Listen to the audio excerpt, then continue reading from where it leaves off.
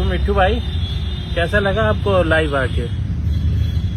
अरे यार क्या बताए मालिक, इतना अच्छा मौसम है ना, मन ही नहीं करता है लाइव आने का। और ये लोग, मैं लड़का हूँ ना, लड़का देख के मुझे भाग जाते हैं ये लोग जैसे ही मैं ऑनलाइन आता हूँ।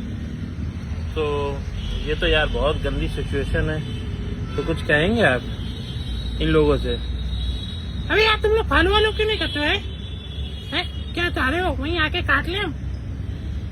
अच्छा मिट्टू, ऐसे धमकी नहीं देते हैं, पता है ये लोग फॉलो नहीं करेंगे, फिर तुमको अनफॉलो कर देंगे। सच्ची? अच्छा नहीं, प्यार से बोल रहे हैं, फॉलो कर लो।